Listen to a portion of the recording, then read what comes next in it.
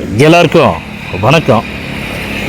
இந்த பதிவில் எதை பற்றி பார்க்க போகிறோம் அப்படின்னா, ஏற்கனவே மக்களே நம்ம 2-3 பதிவில் சொல்லியிருந்தோம்.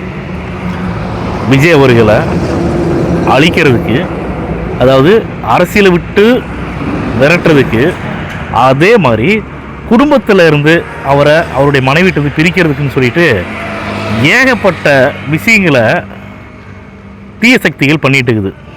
தீய சக்திகள்லாம் யார்? திமுக தான். என்னடா அவன் திமுகவுக்கும் அவங்க வீட்டு குடும்பத்துக்கு என்னடா சம்மந்தம் இருக்குது அப்படின்னு சில பேர் கேட்கலாம். அதுக்கு உதாரணம் ஒன்று சொல்லியிருந்தேன், இப்போ நான் திரும்ப சொல்கிறேன்.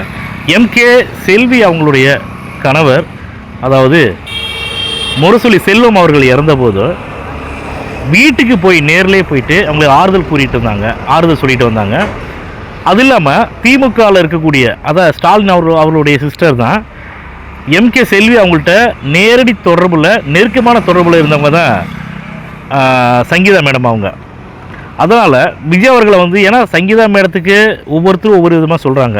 என்ன சொல்கிறாங்கன்னா, சங்கீதா மேடத்துக்கு விஜய் அவர்கள் அரசியல் கட்சி ஆரம்பித்ததும் பிடிக்கல, அரசியலுக்கு வந்ததும் பிடிக்கல, அவர் திரைப்படத்தில் இனிமேல் நடிக்க மாட்டேன்னு சொன்னதும் பிடிக்கல அப்படிங்கிற மாதிரி தான் சொன்னாங்க.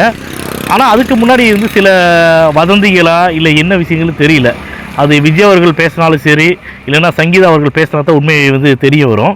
2017 அவங்க ஒருத்தருக்கு ஒருத்தர் பேசிக்கிறது இல்லை, ஒரு வீட்டுக்குள்ளே தான் இருக்காங்க அப்படின்னு சொல்லிலாம் ஏகப்பட்ட பேர் பேசுகிறாங்க. நான் அந்த பர்சனல் விஷயத்துக்குள்ளே வரல.